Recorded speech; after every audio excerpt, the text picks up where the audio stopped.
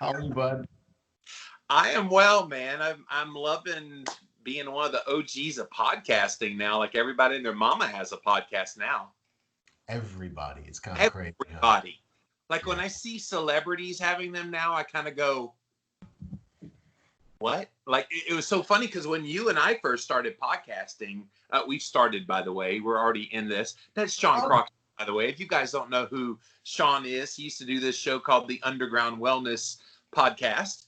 And now he has a wonderful podcast. Love what you're doing now, by the way, Sean. thanks, Quote man. of the day is what it's called. And man, what, some of the most powerful stuff I think you've ever done.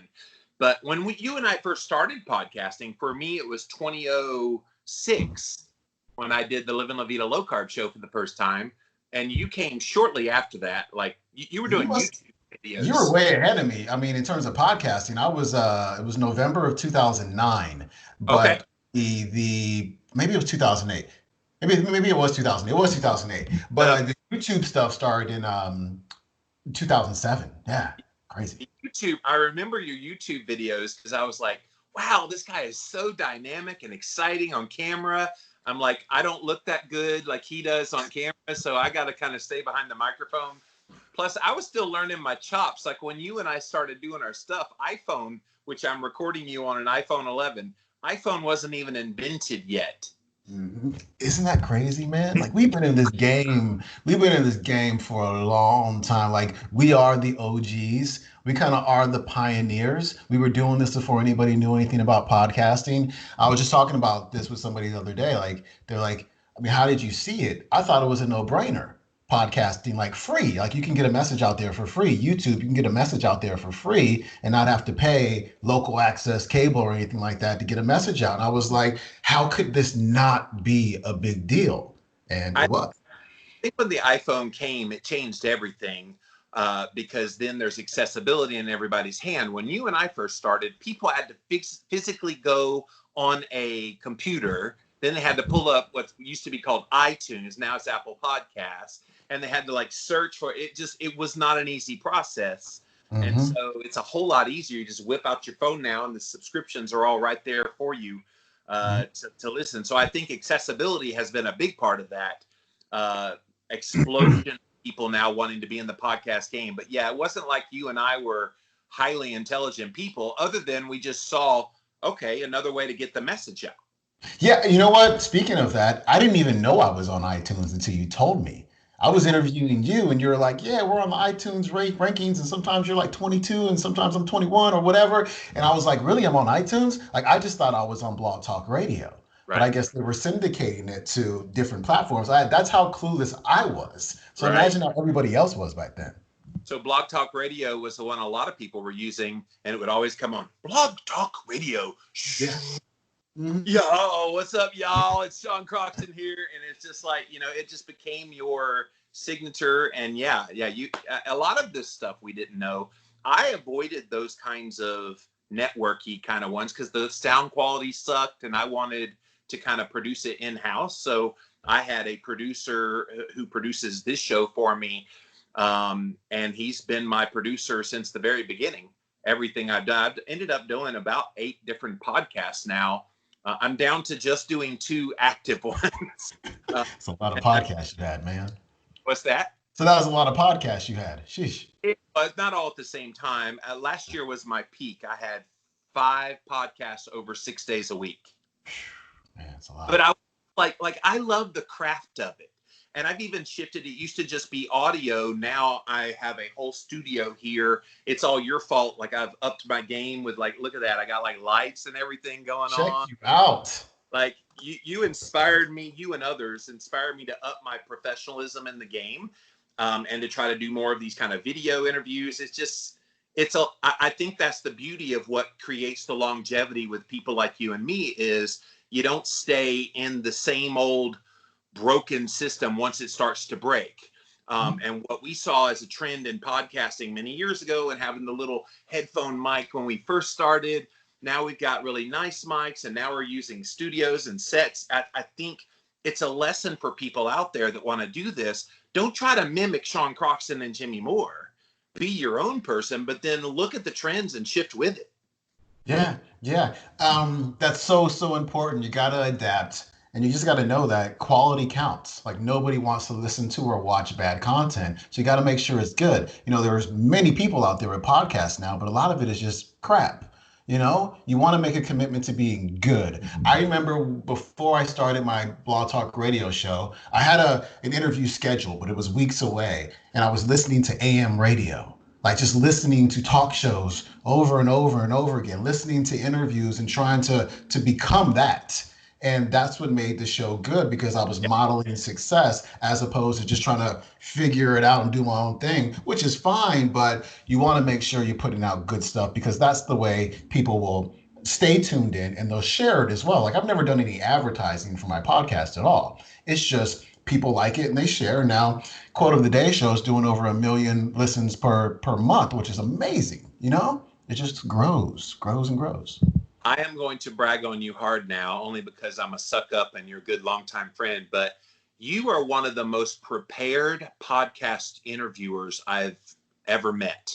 And it's very obvious if you have an author on that has a book, that you have thoroughly read it, not only read the book, but then you see something in there that piques your interest, and then dig deeper and dig deeper on that person even more, to the point that it's almost like you shock them. I've heard Mhm. many a time when they've been on your shows, your various shows over the years, that they'll be like, wow, you've done your homework. So yeah, Sean, you don't play around, man. And that's another thing to emulate for anybody looking at getting into podcasting.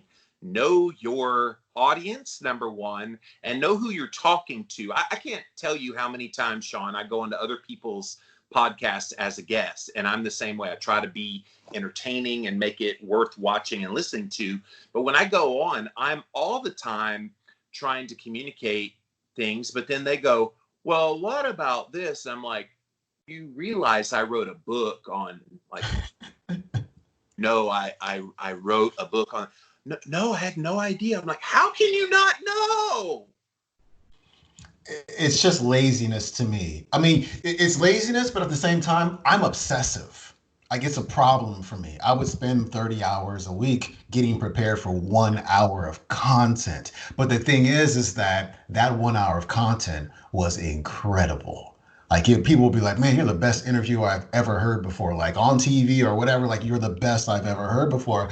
But I was thinking about like how much effort went into that. It was a lot. And like you said, my guests would always be like, oh my God, you've really done your homework. Or I remember when I stopped doing underground wellness, my first episode of the Sean Croxton Sessions, which was my new personal development podcast, Bob Proctor was on. And at some point in the interview, Bob Proctor says, man, my 55 years of doing these things, you're the best I ever seen. And I was like, great, but also no, because this is my first episode. You know what I mean? I don't want to smack it out the park on my first episode. And so at some point, man, I had to, come to the decision that I couldn't keep living that way, because that's the only way I knew how to prepare. And I had this Quote of the Day show idea maybe 2 years before I actually launched it, but I was just too busy with other things. And I was like, this Quote of the Day show thing, I can get this done in 3 or 4 hours a week. So, and I can have an episode every day. And it's so short that people will habitually listen to it every morning and get something out of it and tune in every single day.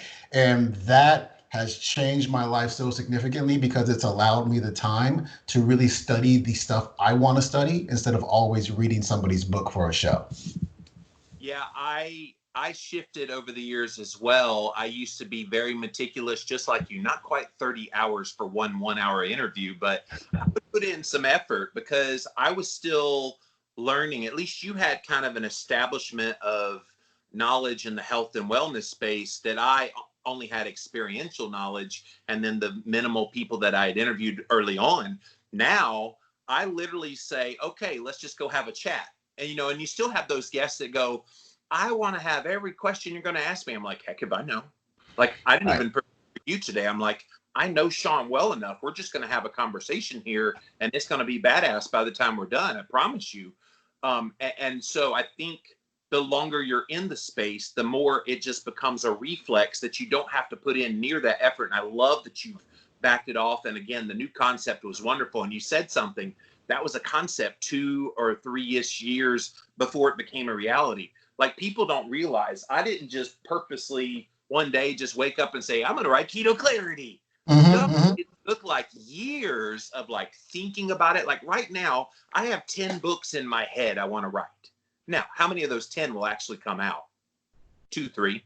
But I have ideas floating around. I'm like writing chapters, I'm assimilating information. Like, that's how, when you get to that next level of thinking, and going forward thinking, I know you're one of those people and you teach it a lot in your master classes that you do.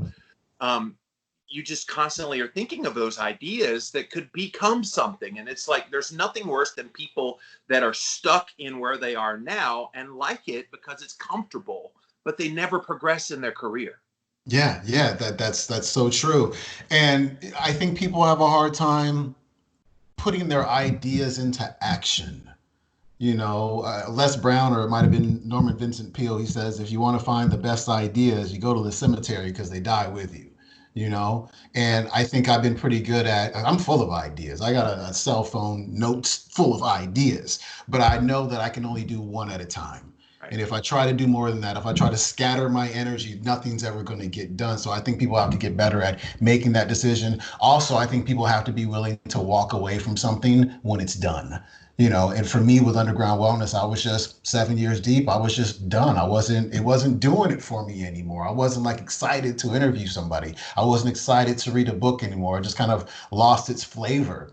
And, people thought I was crazy because they're like, yo, you built this, you got an email list with 230,000 people on it. You're making, multiple seven figures a year doing this. You're helping a lot of people. But I'm like, I'm good. I can do that again. I know how to do it. I can just go ahead and do it again in another space.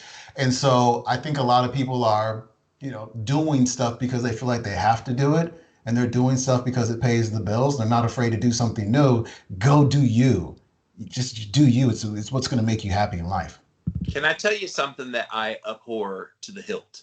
I have established myself in the health and wellness space as a low carb guy, as a keto guy, because I've written a lot of books and do a show called Living La Vida Low Carb Show. I've just done all these entities over the years. And I don't know what it is about people's brains that they have to put you in a box, that you're not allowed to go outside the realm of the things that they are familiar with. Like, I have you on a show right now called Real Talk. Real Talk was created because there's a whole lot more to Jimmy Moore than just keto and low carb all the time. Like, how boring would the world be if that's all my world was about? So there's so many other things that are interesting, and yet people psychologically just want to put you in a box. Like, I think about, and I said this on a previous show, like Jaleel White when he played Urkel. I mean, come on, he got so typecast as the little nerdy guy. He never really did anything that anybody remembers him in after that. That's true. I'm not even sure what Urkel has done since then. I call him Urkel because he played that role so well. It's kind of hard to not typecast him. But I hear where you're coming from. People do like to put others in boxes. Why? Because that's how they live their lives in general. They live in their box. They're afraid to step out and get into that step out of their comfort zone and get a little bit uncomfortable. So they want you to do that as well. And I just kind of see that as that's their problem, man. That ain't got nothing to do with you. That's all them. I can tell you when some of the race relations stuff started coming out and all that in the mainstream, had certain people that said, oh, you need to speak out and need to support Black Lives Matter, for example.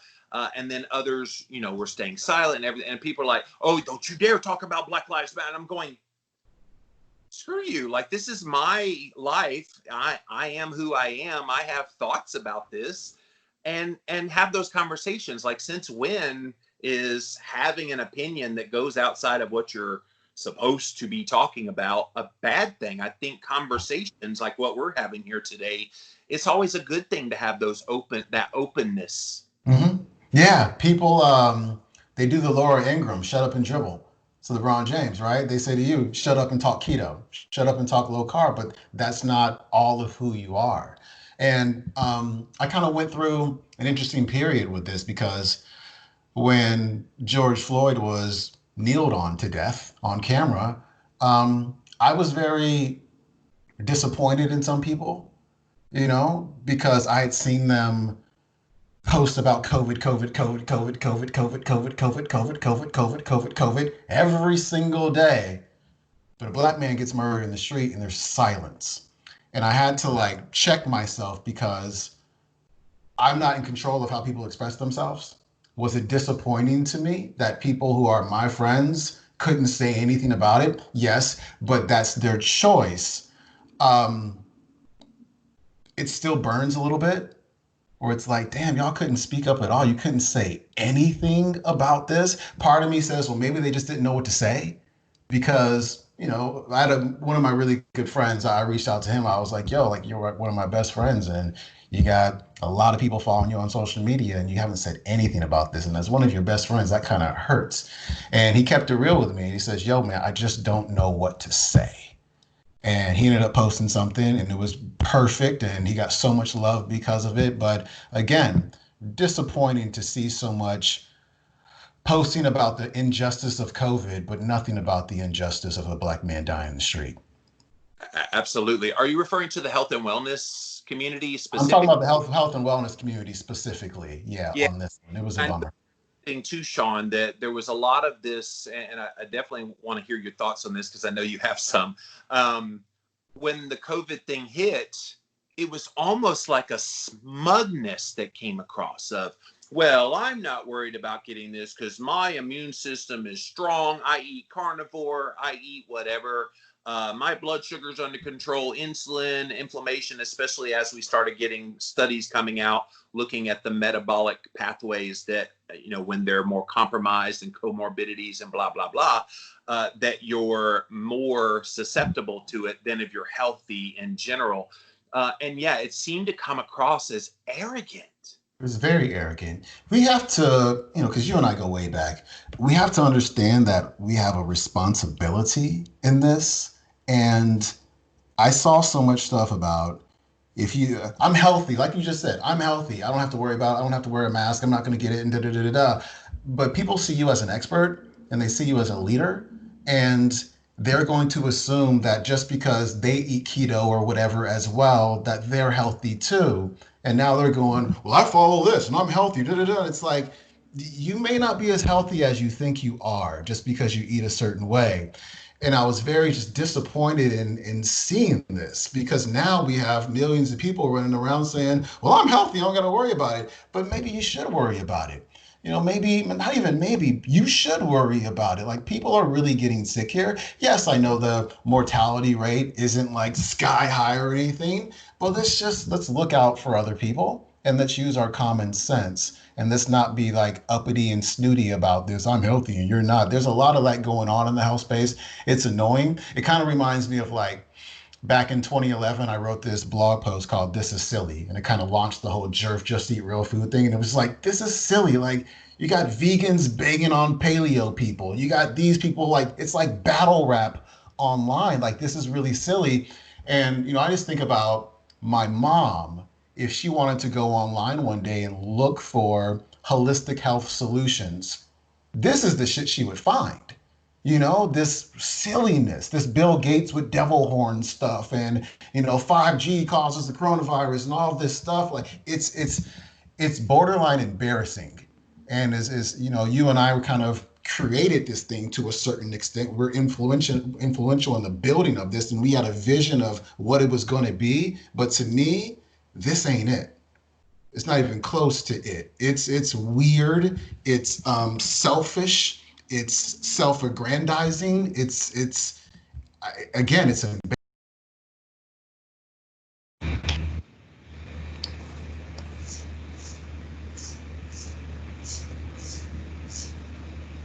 check, check, check.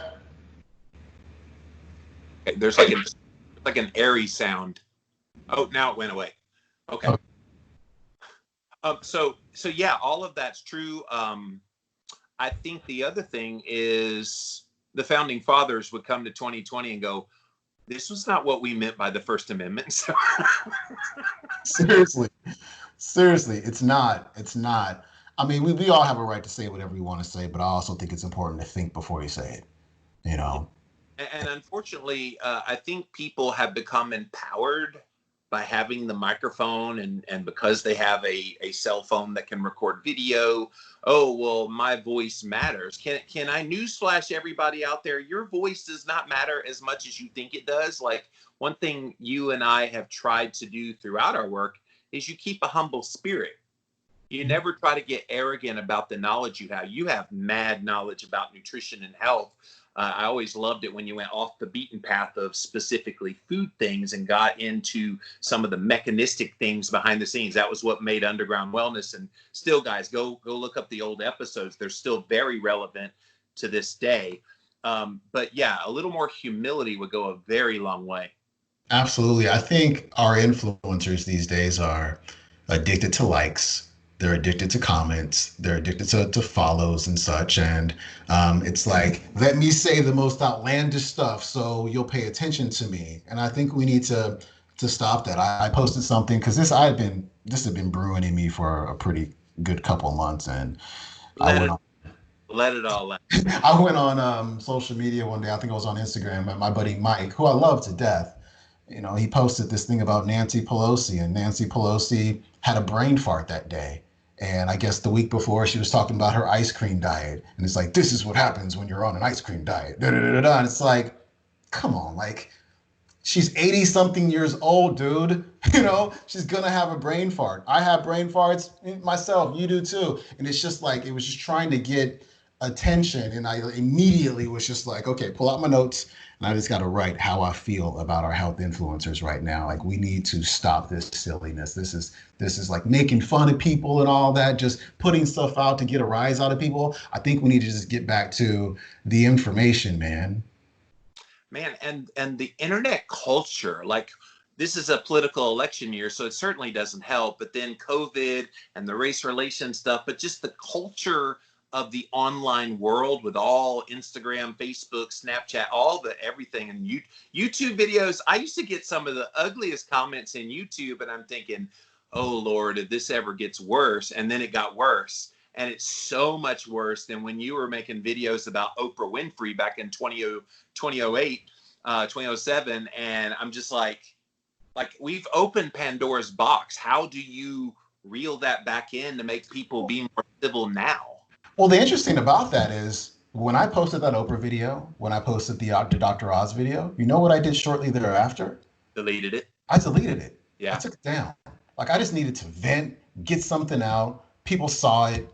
And then I was like, that's it. No more anger about that one. I think we need to. And that, Jimmy, was during a time in my life when I was kind of an asshole. Like, I had major anger management problems and such. And so, like, the person you saw on YouTube, like the happy da da da da, that really wasn't who I was. And some of this anger stuff would come out of me in my YouTube content every once in a while. And then I would look back on it and be like, nah, dude, you shouldn't have done that. And so, no disrespect to Oprah, I'm sorry. Dr. Oz, I'm sorry. Whoever I made a banging video about, banging on them over something, that was my immaturity. But the thing is, man, I was in my very early 30s. Some of these folks who are posting this stuff are late 30s, early 40s. Like, this is not the time in your life for you to be posting some of the stuff that you're posting. Not that I'm trying to control your expression by any means, but again, I think we need to get back to the perception, because for me, part of my vision was to make holistic health, functional medicine, to make it acceptable to everybody. But it's getting to the point where it's getting so conspiratorial and weird that the medical doctors can pull up, such and such's Instagram profile and be like, wow, like, this is patient, this is who you're getting your information from.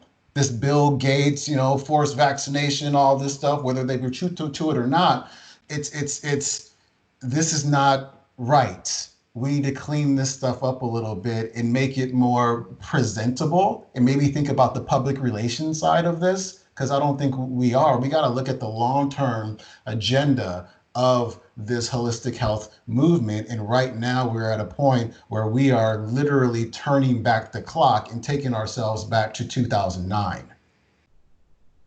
In a lot of ways, and it's not in the good ways.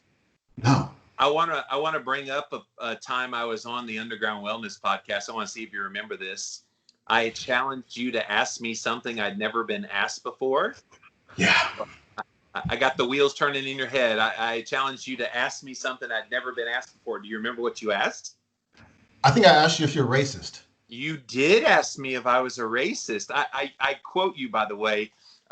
with that question when I go on other people's shows. I'm like, you can't ask me a question any more crazy than Sean Croxton asked me. You were going through some stuff. You were going through some stuff at the time, and I think there was like a David Duke situation. Be clear, not white supremacist stuff. I've never been a white supremacist. Right. I think at the time you had David Duke on your show. I was on his show, but they didn't pitch it to me. I didn't know who he was. And again, I learned the lesson of vetting out who I'm going on before I go on shows after that one. Yeah. Yeah. And you know what? You made a mistake.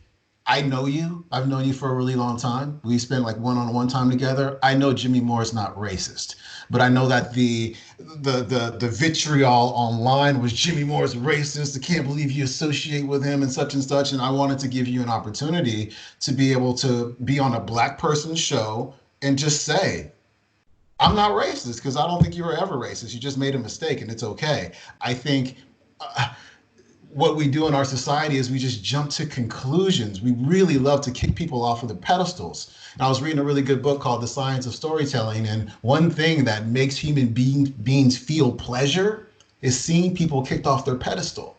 And it's really sad that that's the case. I like to step back and go, there's got to be more to this story, and I want to find out what it is. And that particular time in my interviewing career is when I became a huge fan of Howard Stern and his interviewing style.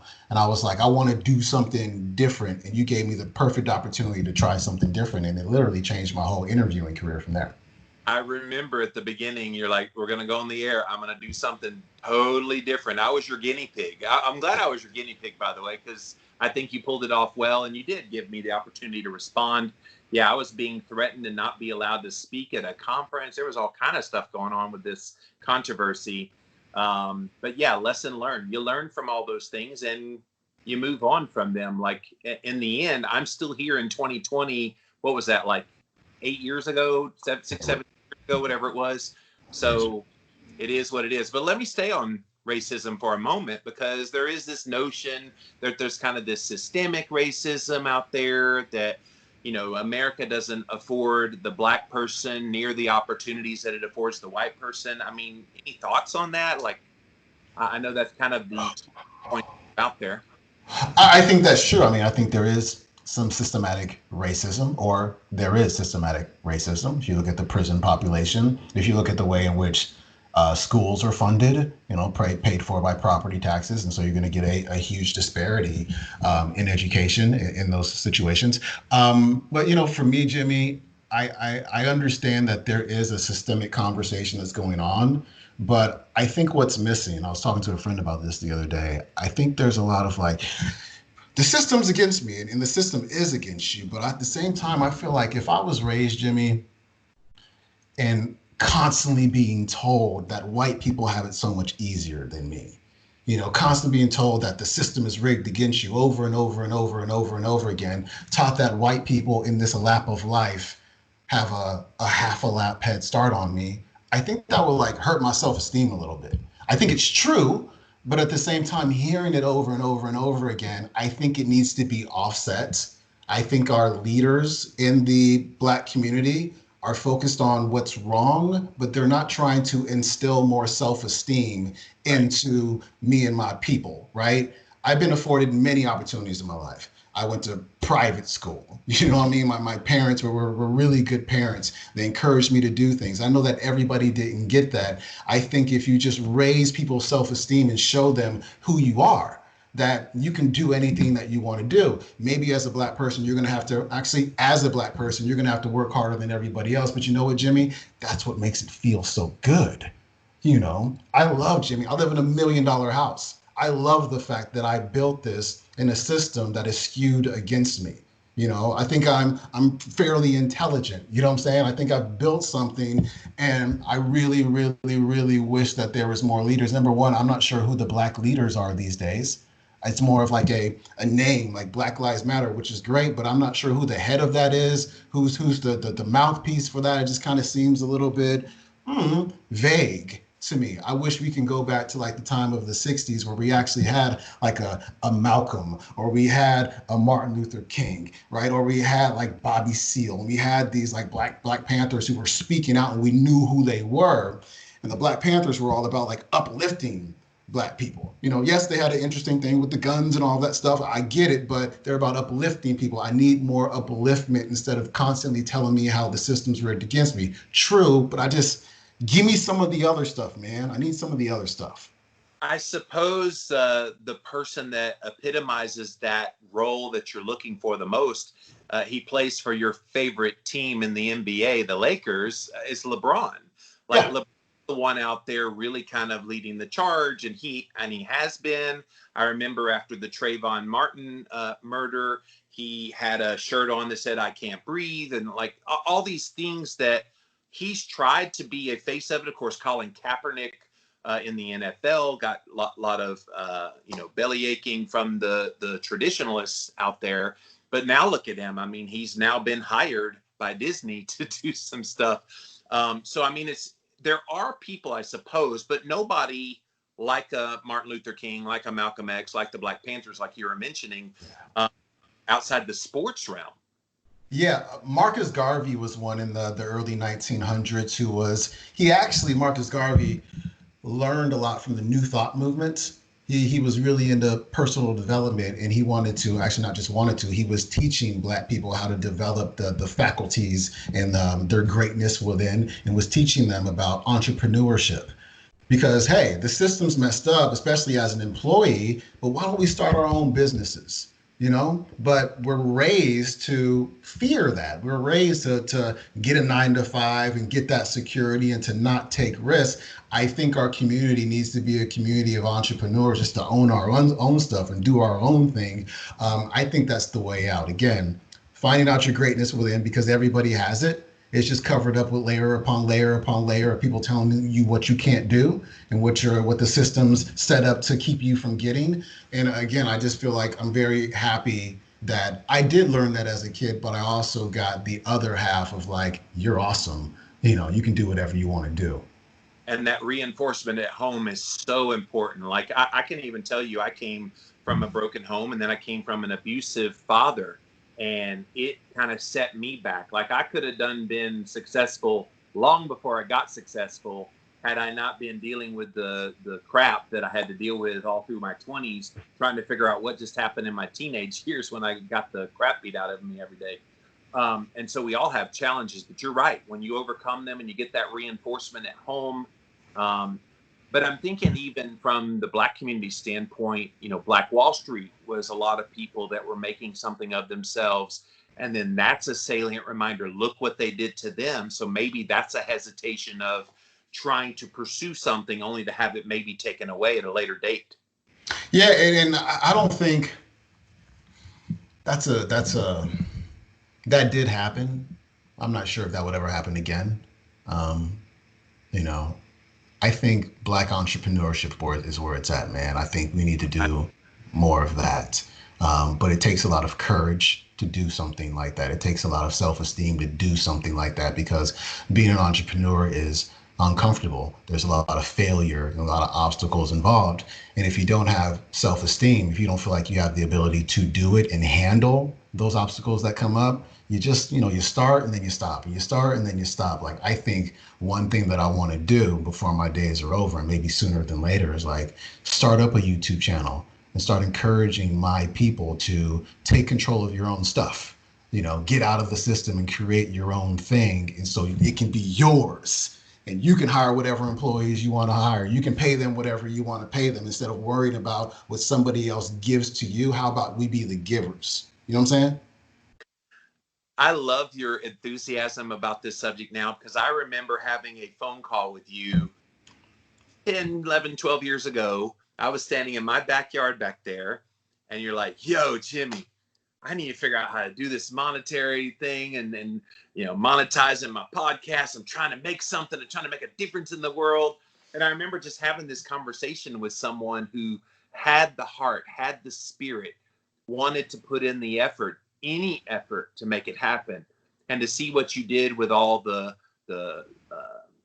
little conference things that you did online, you were the one that created that. Like that came from Sean Croxton. People that love these online summits. Sean, Paleo Summit put you on the map, man, because you did all kinds of summits after that. I assume you made a crap load of money off of all of those, and right so, and you deserved every penny of it. And now doing the things that you're doing with the master classes and all the things that you're doing, it's cool to see and know you when you weren't quite there, and now that you're well beyond there, and now you're trying to pass that on to others. At that same time, I was struggling financially too. And then a few years later, get my book deal, start writing books and making money that way. And so let it be an inspiration. And now I'm trying to help other people too. Behind the scenes, I'm all the time giving advice to would-be authors, would-be podcasters. And I'm usually like the first or second guest on a lot of people's podcasts now, trying to help get them going. And this is the beauty. Once you're able to succeed, you're not resting on your laurels and, you know, throwing the money up in the air. Look at me, look how successful I was. Like, that's all well and good. It's great you live in $1 million house. And great, I have a studio I'm in right now. But the payoff is being able to help other people, black, white, red, yellow, whatever you are, be successful. Like, I hate this whole idea that the opportunity of America means it's not an opportunity for everybody. That's crap. Like, anybody listening to this right now, watching us, we are two American success stories at different angles simply because America afforded us that opportunity. I did a post the other day on Instagram, and a black man who's been talking about a lot of the Black Lives Matter stuff, he took offense to that. Oh, how dare you be so racist in telling people that there's opportunity in America? And I'm like, but there is. There is. You have to work harder. Yeah, there is. I'm a black man from Oakland, California, you know? And yes, I had good parents, and yes, I had private school, but I don't really think private school had anything to do with my drive. You know, that's just, you have to have a drive. The first chapter, I believe, of Think and Grow Rich, Napoleon Hill's book, is desire. Like, you have to have a desire to go and actually do something. That's the fuel that's going to get you going. Many of us disown our desires because, again, man, we're told what we can and can't do. We're told what our limitations are by our parents or by other early authorities in our life, by the government, by the media, by whoever was on your podcast, telling you like what you can't do, man. I literally think I can do whatever the hell I want to do. I think that anybody on earth can do whatever the hell they want to do. Is it going to be harder for some than others? Yes. Is it going to take longer for some than others?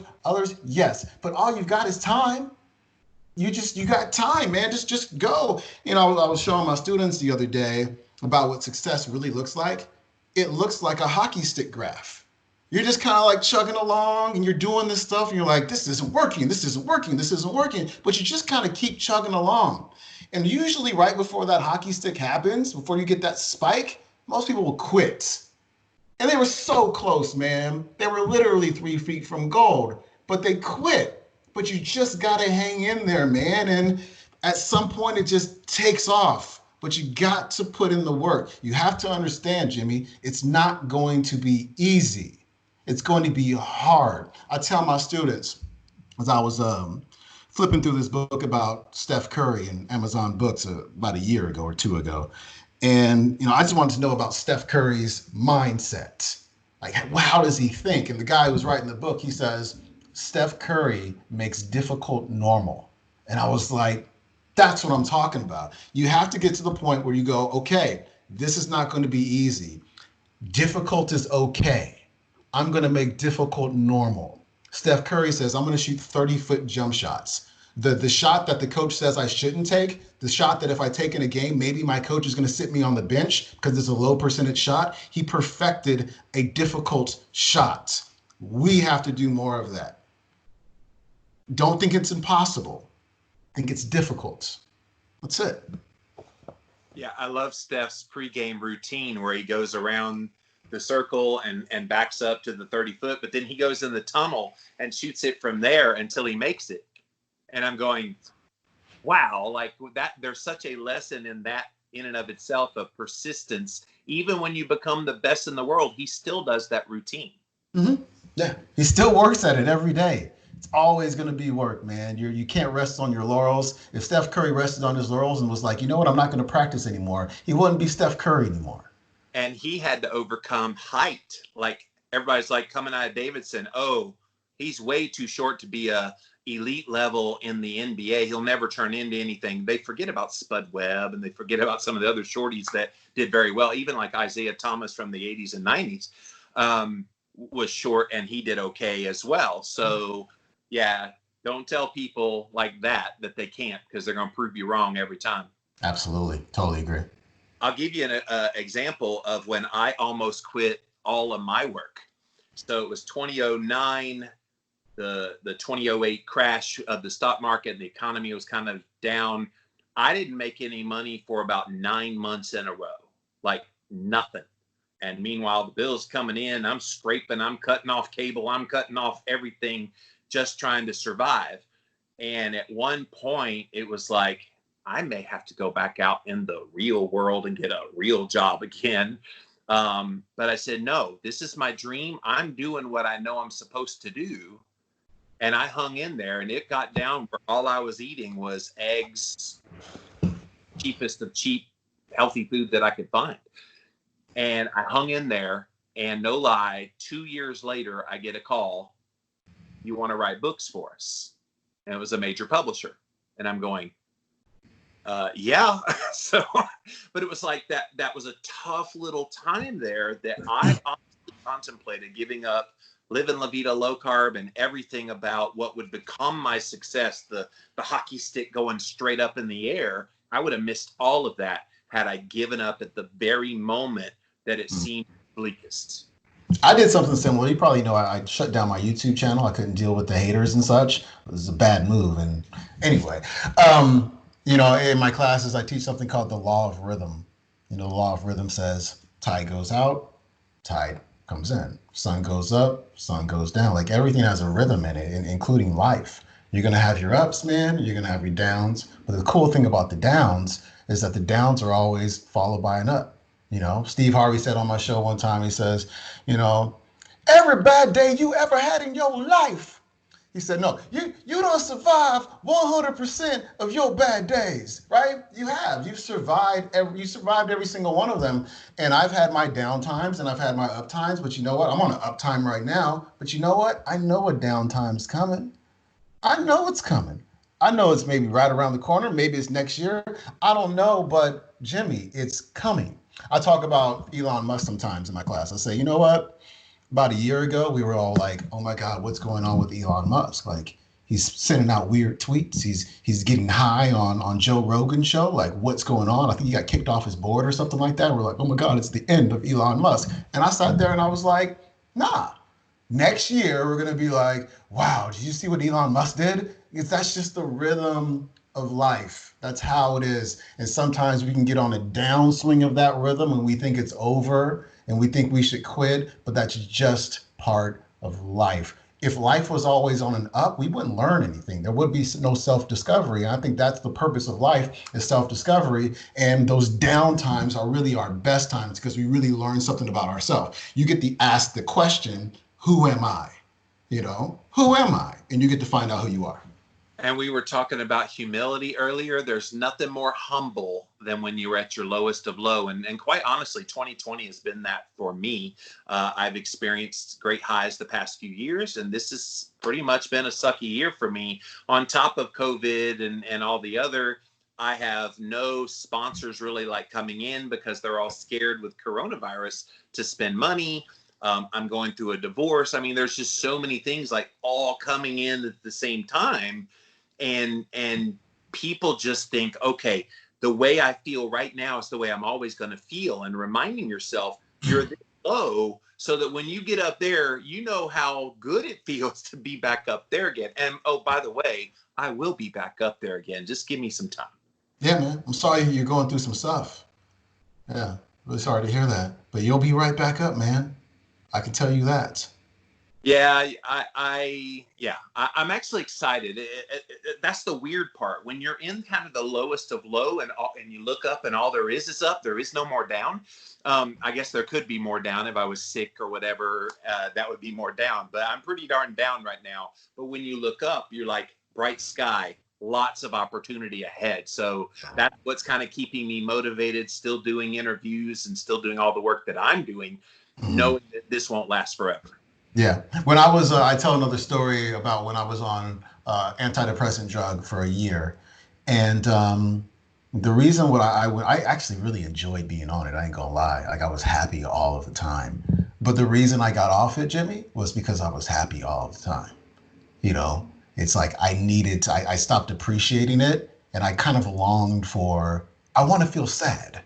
I want to know what that's like to feel sad again because I think, everything's supposed to have a rhythm. I'm not supposed to feel good all of the time. I don't appreciate it anymore. I'm just on this high. And I got off it and I was just like, oh, this is sadness. This is cool. You know what I mean? And it's just, you got to just ride the wave of life, man. People try to avoid the wave. They try to stay out of the water. It's never going to work that way. Now, wait, being sad made you happy again. So how'd that work? Yeah, it made me appreciate happiness. There's a polarity in everything, man. You can't have an up without a down. It's just the way life is, and that's just how I choose to see it. And I think that's one of the reasons why a lot of people are depressed because they expect it to be high. Like there's some expectation that things are always supposed to be amazing. And when they're not amazing, they're like, oh my God, I'm depressed and my life sucks. And no, this is just part of life, my friend. I mean, look at all the people. I've been watching a lot of viral videos lately of people losing their minds in stores. And I saw a lady at the pizza place. Yeah, I want my pizza right now. And I'm going, like, people can't handle things that are outside the norm. And I think what separates people who handle it well from those who don't is resiliency of mind and being able to just roll with things as they come and not feel like their life has to be this finite box of it has to fit in this mold or I don't know how to handle it. Yes, great book about this is called The Science of Storytelling by Will Storr. Phenomenal book, and he talks about the brain and what's called the theory of control. Our brains want to control everything, and so when chaos comes and we can't avoid it, and we don't know all of the answers, what does the brain do? It makes a story, man. It makes a story where there's a plot, there's a hero, and who's the hero? You are. We're always the heroes of our own story, right? There's allies, but there's always a villain too. And that's what we're seeing these days. We have so much, it's a novel coronavirus. You don't know a lot about it. And so everybody just kind of took all of these information gaps and they filled them in with their own story. And they said, I'm going to post it on Instagram. And it was just like, this is where the conspiracy theories come from. This is where I'm not going to wear a mask. That's where that comes from. And I think there is a power to understanding that. There's a power to saying, my brain is making up a story right now. I'm afraid things are chaotic. I'm trying to make myself feel better. I'm trying to soothe myself and feel some sense of control right now. And I'm also trying to pass the story on to other people so we can be allies together in this story. But just stepping outside of that and realizing that you're doing it is, again, one of the most powerful things you can do because you're not letting your brain run away from you. Not enough people are self-aware. There, there you go. Yeah. They're And just you and I have been through our times in life when we weren't very self-aware at no. all, but we became, so I have to look at it and say, people are making up stories, but that's also part of their journey. And, someday they'll look back on this and be like, oh my God, like what did I say about that? Like, that's crazy. I can do that something 5 years ago. Like, I thought that 5 years ago, but we're all on our journey and it's okay. Tell me something that you believed when we first met, like 12, 15, whatever it was years ago, that you no longer believe in now. How's that for a funky monkey question? You know what, man? I think there are the first thing I can think of is like because I used to be deep into Alex Jones conspiracy theory stuff, and I'll be watching like 9/11 is an inside job stuff all the time, and so and it's not that I don't believe that 9/11 is an inside job, I just don't give it any energy, man. I Yeah. just I just like these beliefs that I have that don't serve me that I used to just like proselytize about all the time. Like I just I go, what is that going to do for me? I remember deep into my conspiratorial days, I used to go watch Real Time with Bill Maher at my buddy Richard's house. He was one of my friend's personal training clients, and Richard was probably 70, 80 years old at the time, probably 80 years old. And I was telling him about all this conspiracy theory stuff, and he's like, "Sean, how old are you?" I go, I'm 28. He's like, you got the rest of your life ahead of you. Why are you giving your energy to this, man? I don't understand. Like, why? And I actually had to think about that, and I didn't know why either. I think mostly is that I needed this story. I needed this hero and villain story. I needed to be right. I needed to feel morally superior. I was being a human being. This is how most people live. Um, I'm sure there's a whole bunch of other stuff that I believed back then that I can't think of anything right now because it's so just like it's so gone now. But, I believe that I wasn't good enough, we'll say. I believed I wasn't smart enough. Like those things about myself. I didn't believe that people liked me. Those things about myself are the ones that kind of come to mind at this point that I know now are absolutely not true. Well, and think about like some of the most beloved people.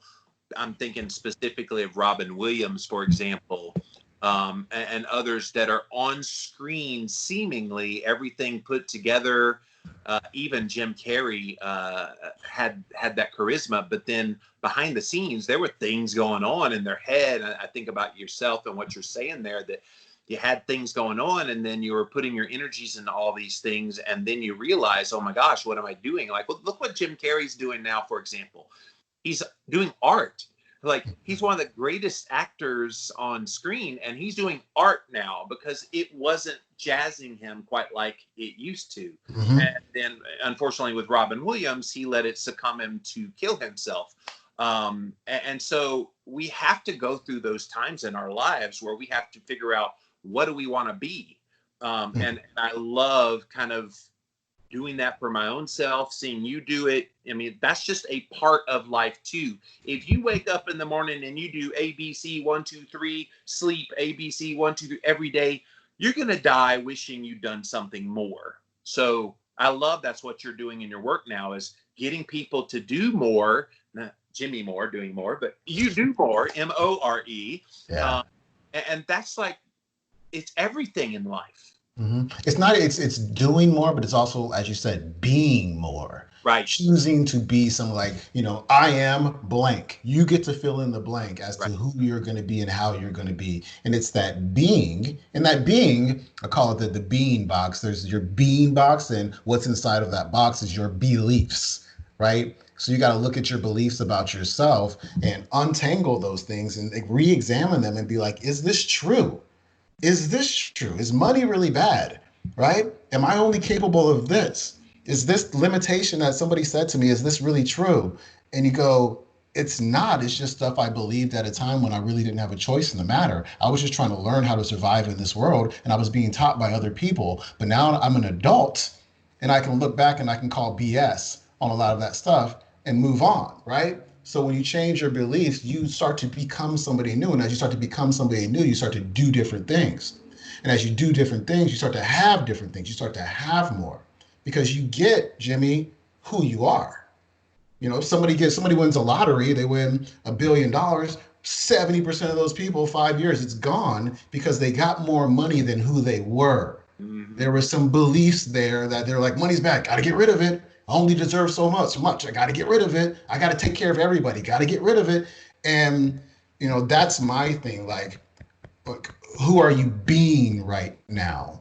And I think that when people get stuck in the doing, when personal development or finance people or even health influencers say, I need y'all to do this, most people don't do it consistently because that's not who they're being, because they're emotional eaters, because they haven't learned how to process their emotions. They never learned how to process their emotions and have compassion for themselves when they were in their younger years. And so now they eat their emotions and they can't stop it because they haven't actually examined those emotions and learned how to release them and get them out. So when they feel them, they don't push them away. You know what I'm saying? And they don't feel like they need to eat them. So these are things that, when I was in the health space, I was like, there are some really big missing links here. And my job isn't to become somebody's therapist. I'm their health practitioner, but there's a lot of psychology here that needs to be addressed. And I think that's what kind of pulled me away from health. And I was like, what's that? What's even deeper under the iceberg? And that's what I learned, and that's what I teach now. So let's get into what you teach now. And you mentioned earlier that you're trying to help the next generation, especially of Black kids, to learn how to become entrepreneurs. Right. And not just Black kids, all people with your master classes and things. I I just love that, man. I love that you're pouring and mentoring, I guess, is what you're doing now more than anything. I think that's what happens when you get successful. You want to mentor people. And it's really not a money thing at this point. It's just a fulfillment kind of legacy thing. And you're building a legacy with what you're doing. So tell everybody about what you're doing in the classes. I teach a class called Money Mind Academy. You know, back in 2008, 2009, I had like 30, 40,000 YouTube subscribers. I was broke.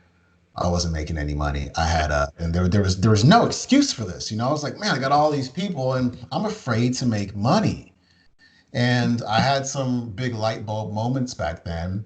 And I started to understand what beliefs I had that were stopping me from being prosperous. Things that had been instilled in me, things I had heard, things I had seen as a kid. And so I think we were all put on this earth to be abundant. I don't think anybody was put here to be poor. I just can't believe that, if you're made in the image of God, God said, hey guys, go be here and be poor in my name. I can't roll with that one, man. And one of the reasons in talking about health, one of the big motivations for me was if I start making more money, number one, I'll be more financially secure, but also I can start to maybe to eat more of the foods that I'm recommending, you know what I mean? Because I can actually afford them, wild, free range and all that stuff. And also maybe I can buy any course I want to take and I can read any book I want to read. I can buy any book I want to read. And so money is like oxygen, man. It's like everybody needs it. It impacts every single area of your life, your love life, your family life, your career, travel, your social life. It's just literally every part of your life. And so basically, what I do now is I teach people in my Money Mind Academy class how to get rid of those limiting beliefs, how to be able to manage their fears, because all of us inherently, it's like an evolutionary thing, have a fear of the unknown. So if you've never been financially successful before, it's unknown to you and your brain starts to freak out a little bit about that. So I teach people how to manage those fears and see what those fears are. I teach people how to change their focus. When you're focused on your current circumstances all the time, they're not going so well, you're not using your imagination to create a new vision for your life. So I teach people how to change that focus.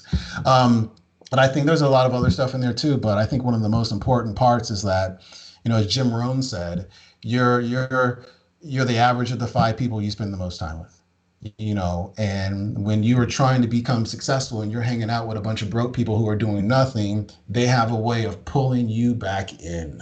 And so that's the big part of what I do in my community or with Money Mind Academy is there is a community of people who support each other online. In an hour, I'll be in that call for an hour and a half just in my community. And that community is just so much love and it's so much support and compassion for each other. And I think that really makes the difference. The information is really important. And the information, Jimmy, is mind blowing. I honestly think I have like the best personal development course on all of the internet. It's like so multidisciplinary and it just blows people's minds. But again, that community part is where it's at because that really seals things in. And then lastly, just real quick, it teaches people how to get out of the getting mode. Like they're always trying to get money without giving anything. And I try to help people to understand that abundance is a flow. It's a flow of giving and receiving, giving and receiving. If you want to make $100,000 this year, ask yourself, are you giving $100,000 of value right now? And if you're not, then you're not going to make $100,000. Put your hand down, right? Go out there and give somebody a hand instead of trying to put your hand out and say, hey, give me some money. It doesn't work that way. And so that's another important part of the course. And I love teaching it, man. It's dope. We just had a launch last week. It did really well. So I got 150 new people in the course and I'm just teaching them for the next 8 weeks. And it makes my heart warm, man. And how do people sign up for the next course when it comes around? They can go to my website, seancroxton.com, and get my free ebook, The Money Mind Reset, and they'll get onto the list. And in 2 months, once this one's over, I'll do another launch and start a new class. So that's seancroxton.com. Word. Yeah, I mean, it's crazy how many people are out there just wishing and wishing and wishing that they could make money. I can't tell you how many people I have had on these calls when I like consult people for free, by the way. I probably should charge for that, but I don't care about the money at this point. I just want to help people. But when I talk to them, they're like, all right, when am I going to make X amount of money? And I'm going, okay, if that's your motivation to start, just stop before you start, because ain't nobody going to pay attention to someone that it's all about money, money, money, money, money. I had one major health influencer in the paleo space one time. He basically told me, look, Jimmy, if I can't make a bleep load of money off of whatever I do, I don't do it. And I'm going, all right, my philosophy is, how much can I give away so that when I write a book, they go buy my book, and I have 3 international bestsellers to prove it's true. It works when people see that you give and you care. And what I love about your class and what you've always done in your work is people get Sean. When people come to my work, they get Jimmy. So it's like there's that personability. This person in paleo, very well known, they never get them without a price. Right. You got to give. You know, I do some coaching with health coaches, business coaching. And is it enough to just put out one newsletter a month? No. Is it enough to put out, a video every 2 weeks? No. You know, your customers or your prospects are never going to grow to know, like, and trust you when you're only giving them something twice a month. It doesn't work that way. My buddy Jake Ducey has been putting a new video on YouTube 7 days in a row, every single day for the last 3 years. Wow. He's got 500 something thousand subscribers on YouTube right now. Gary Vaynerchuk put out a video every day, or was it 5 days a week for 17 months? And that's why he's Gary Vaynerchuk. I put up 5 episodes of the Quote of the Day show every week, and so people, they feel like they know, they like, and they trust me, and I give and I give and I give. And we hardly have any sponsorships on the show, and it's all good. I don't care, because I know everything is going to come back. Was there a delay in starting the new business, getting away from underground wellness? It's like, it wasn't immediate money by any means, but it was like, okay, I'm going to do the same thing I did with underground wellness. I'm just going to give, and I'm going to give, I'm going to give, I'm going to give, not so I can receive. That's a little part of it, of course, but it's because that's who I am, man. That's just who I won the service award in like 7th grade, because I was always like, hey, can I help you fold up those tables? Can I fold up those chairs? Can I help out? I just want to help people. And these laws of the universe, I just kind of knew them. I was born with them or something, and I just kept doing them, and they work. It's just people, they only want to do so much. But also, Jimmy, there's a lot of truth to, people don't want to be judged. People don't want to be criticized. People don't want to fail in front of other people. Like, it's tough. It's a really hard comfort zone to get out of. It can be scary for a lot of people. So at the same time where I kind of like harp on it, I also have to feel compassion for people, because I don't know what their upbringing was. I don't know what their programming is. And so I can just try to do my part to help them see what the programming is and help them move past it and give them the community for the support. And that's it. And just kind of cross my fingers and hope that they, make some wise choices. That's awesome. By the way, I do 5 days a week of shows right here in Jimmy Rant Studio. I come here 11 a.m. Eastern Time, Monday through Friday, and have since October of 2018 on that show. And yeah, it's more consistency. Just people are familiar. Of course, they've heard my voice for years on the various podcasts. La Vida now has over 1,600 episodes. So I'm putting that stuff out there. I've never charged a dime for access to anything I do. I hope you buy my books. That's the little secret here. I'm being real cool, giving you lots of free content so that you like me. And then maybe you'll buy my books. If I decide to do another thing, maybe you'll buy that. And then they trust me when I do promote a product. But yeah, I mean, the obsession with wanting it to be all about money, take it from 2 entrepreneurs that have been very successful. It ain't all about the money. It's not. It's not. It just feels good to give, man. That's it. I love giving. If I couldn't give, I would die. Like I couldn't. I don't even know what I would do with myself. I got to give. You got to give your best stuff. People go, oh my God, I want to give my best stuff because that's the stuff I'm gonna put into my programs. And I go, they're gonna forget anyway. They're gonna forget. I've never had anybody say, "Oh, this thing in your Money Mind Academy, you talked about on the Quote of the Day show one day." Like, no, people they need the repetition for it to stick, and so don't worry about it. Just go out there and give, become known for something, and you're gonna get your hockey stick at some point. You know that everything in Keto Clarity was a blog post. One point, it was a blog post. Now, once I started writing the book, I expanded upon things and changed the words up and prettied it all up. And then it went through the editorial process at my publisher. But it ain't like I reinvented the wheel of something I didn't already talk about previously. Yeah, yeah. How many people reached out to you and said, "Hey, this is just stuff from your blog"? Very few. All right.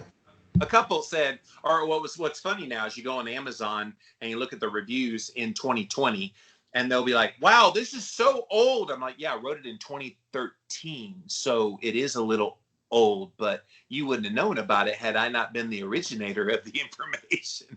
Absolutely, man. Yeah. I love how you help people. I love how you crank out so many books, man. You're doing good stuff, Jimmy Moore. Thank you, man. So are you. And you were very generous with me today. I told you an hour and you've given me an hour and almost 10 minutes now. So, man, keep up the work. Let's don't be a stranger, man. We got to stay in touch. And I still madly love your work. Even though you're not in the health and wellness space, I will tell you a little secret. I'm getting kind of where you were with Underground Wellness. Not that I hate the interviewing format. I love the interviewing format. I just don't want to be pegged in low carb keto. I can only tell people keep your carbs low just so long and just eat real food just so long before it's like, all right, there's got to be more to talk about. So I think we covered a lot of good stuff here today on Real Talk. Yeah. Thanks, man. Appreciate it.